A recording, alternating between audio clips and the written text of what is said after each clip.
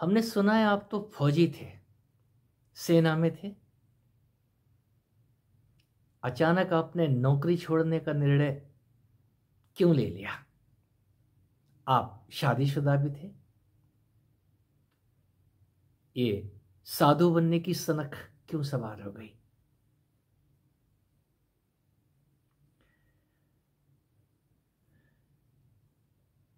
यात्रा के पड़ाव। मैं आज अपनी उस यात्रा को कोशिश करूंगा ईमानदारी से, विस्तार से बताने की। ये सच है, सन 80 के बाद मेरे अंदर एक सनक सवार हो गई। एक अच्छी नौकरी होते हुए भी मेरे अंदर वो कहीं साधुपना जिंदा था। मुझे साधु अच्छे लगते थे। ये बात मैं बहुत बार कह चुका हूं। मेरी माँ बचपन में कहती थी, एक दिन साधु तुझे झोली में डाल के ले जाएंगे। तो वो झोली में डाल के तो नहीं ले गए। वक्त बदला, शादी हो गई, मैं बच्चे वाला भी हो गया, लेकिन सनक गई नहीं मेरी। और एक दिन सन 83, 84 अक्टूबर नवंबर की घटना होगी। मुझे वो विवेकानंद का चित्र बहुत अच्छा लगा, उठा लाया। महंगा तो था, मेरी तनख्वाह भी कोई खास नहीं थी, और उस चित्र को लाके मैंने उस सरकारी दफ्तर के एक कमरे में रख दिया, जहां बैठ के मैं प्रायः ध्यान लगाता था। मेरे एक गुरु कहूं, मित्र कहूं, कालांतर में वो मेरे गुरु ही बन गए। मैंने नहीं बनाया, दूसरे को देख देख के मुझ में भी रंग चढ़ गया। नतीजा ये निकला, बहुत कुछ दिया उन्होंने। मैंने क्या दिया मैं कह नहीं सकता, लेकिन हाँ, उन्होंने मुझे बहुत कुछ दिया। मैं ऋणी हूं, और ये आज जो आप सुन पा रहे हैं इस वाणी से, उनका ऋण उतार रहा हूं। और जब तक जीऊंगा इस वाणी से, इस ज्ञान रूपी प्रसाद का भंडारा करता रहूंगा। बात आगे करते हैं। शॉर्ट में चलूंगा, कहानी लंबी है। 87 में मैंने तारापीठ की यात्रा की है, 85 to 87 के बीच, और उसी बीच मैंने सर्विस से रिजाइन कर दिया। क्यों? मैं बिना कुछ बताए अपने ऑफिस से माँ कामाख्या धाम कहें हम, कामरूप कामाख्या गुवाहाटी में, उस मंदिर में भाग जाया करता था। उस मंदिर में मुझे क्या नहीं मिला, वहां मेरी शुरुआत ध्यान से हुई है। वहां मेरी शुरुआत अपने से हुई है। अपनी मुलाकात जब अपने से होने लगी तो बहुत कुछ नीरस लगने लगा। मैंने रिजाइन कर दिया, और 87 में ही मुझे उस रेजिग्नेशन से मुक्ति नहीं मिल गई, मुझे वापस नौकरी पे लगा लिया गया। और लंबी यात्रा, मैंने बहुत लंबी, शायद हिंदुस्तान का कोई स्टेट बचा है जहां मैं गया नहीं हूं, चाहे वो सर्विस के दौरान हो या फिर साधना और ध्यान की जो सनक सवार रहती थी। मैं सब जगह घूमा हूं। 2009 तक मुझे नौकरी करनी पड़ गई, और एक दिन अचानक वो मेरा रेजिग्नेशन अप्रूव हो गया। किसी कारणवश मैंने ही बोल दिया था, इसके आगे मैं नौकरी करने के पक्ष में नहीं हूं। मैं नौकरी से बाहर आकर के कुछ ही दिन बिताए, और तमाम अनहोनियां जो वेट कर रही थी, इंतजार कर रही थी जीवन में, जिसको हम कहते हैं सिर मुड़ाते ही ओले पड़े। तो वो सब कुछ हुआ जिसको आप कह सकते हैं कि अर्श से फर्श पे आ गिरा। मुझे घर छोड़ना पड़ गया। साधु नहीं बना, घर छोड़ना पड़ गया। मेरे एक साधु मित्र के कहने पे मैं ताकुला, यदि किसी ने नाम सुना है, अल्मोड़ा से 35 किलोमीटर बागेश्वर की तरफ एक ताकुला, एक छोटा सा स्टेशन है, तहसील है डिस्ट्रिक्ट अल्मोड़ा की। वहां एक आश्रम है, केवल कृष्ण आश्रम। हमारी संस्था आज की तारीख में मैं कहूं, यदि मेरे नाम के आगे पुरी लग रहा है तो वो पुरी उस आश्रम की देन है। मैंने उस आश्रम में बतौर झाड़ू पोंछा सेवादार रहना स्वीकार किया। जो कुछ बन पड़ता था मैं वहां सब कुछ करता था। एक अद्भुत शिवालय जिसने मुझे बरबस अपनी ओर खींचा था। उस शिवालय से मित्रों, ये अंदर की कहानियां हैं। बहुत कुछ मैंने बोला है अपने इस YouTube के माध्यम से, आज भी कह रहा हूं।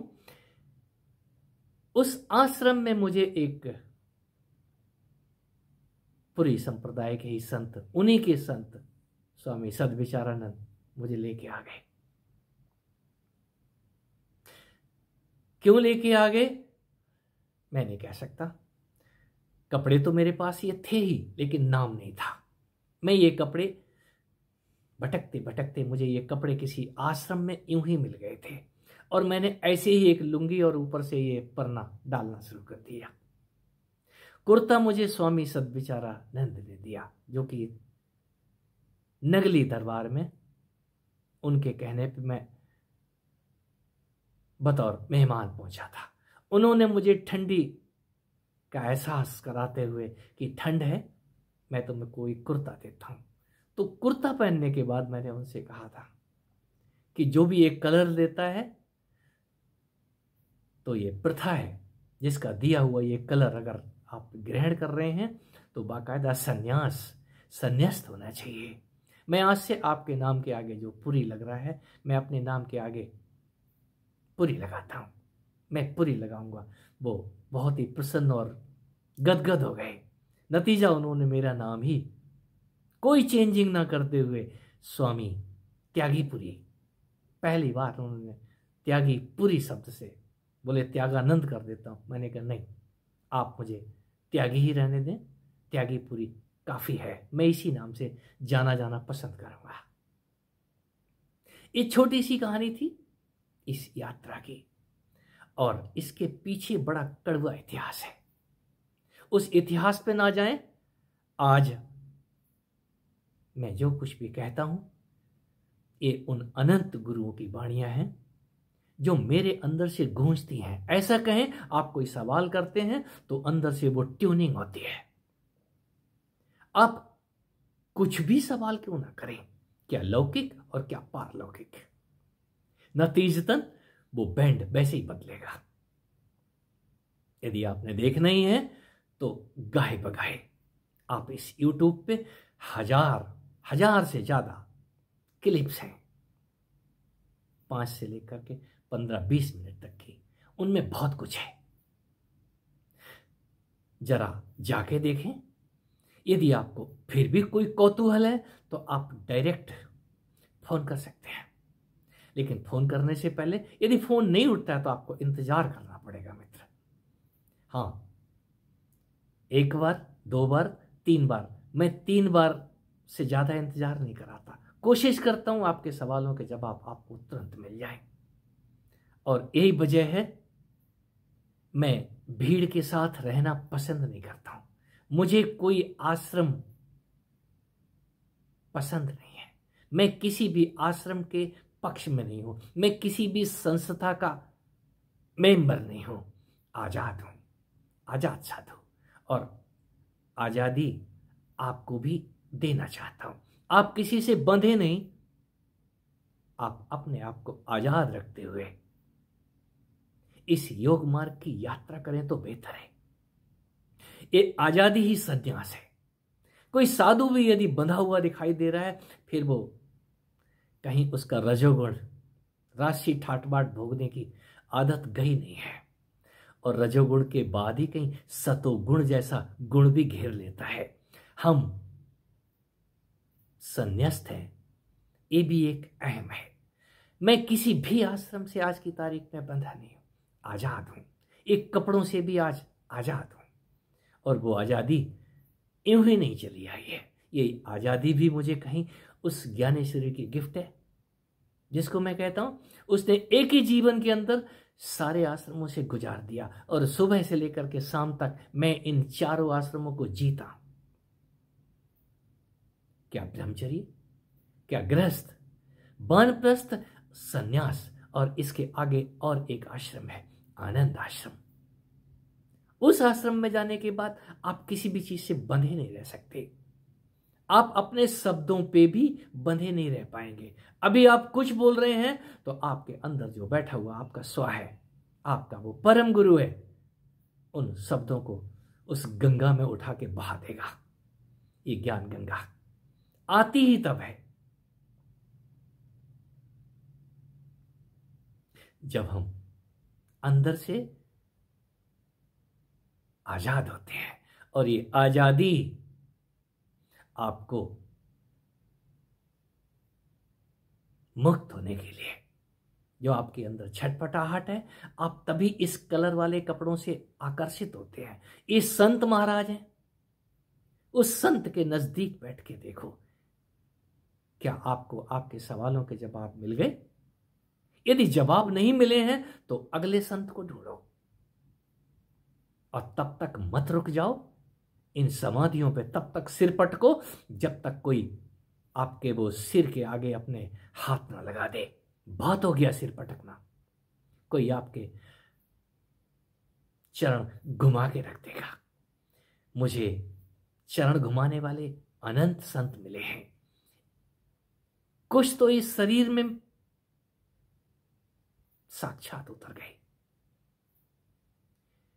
इस शरीर की मैं महिमा इसीलिए गाता हूं, इस शरीर के अंदर मैं एक जिंदा आश्रम देखता हूं, ज्ञानगंज सरीखा, जिसके अंदर इतने सारे संत घुसे हुए हैं। मैं तो बोना हूं, सबसे छोटा हूं, और उनका आज भी सेवक हूं। इस आश्रम का सेवक हूं। इसमें वो अनंत संत वास करते हैं, और यदा कदा अपना वो प्रकट रूप दिखाते हैं बहुतों को। जिन्होंने देखा है, मैंने देखा है, मैंने देखा है उनको अनंत अनंत बार देखा है। क्या सोते क्या जगते, मैं नित्य उनके सत्संग में रहता हूं, और ये सत्संग ऐसा है कभी खत्म नहीं होता। ये मेरी सन्यास की कहानी है। मैं आगे भी यदि मुझे जन्म मिलते हैं, मैं जानता हूं नित्य मेरा जन्म होता है। मैं हर बार मस्त सन्यासी रहना पसंद करूंगा, जैसे इस बार हूं। यदि आप इस मार्ग पे आना ही चाहते हैं तो मित्रों, ये मार्ग आनंद का है, बंधन का नहीं। आपका स्वागत है।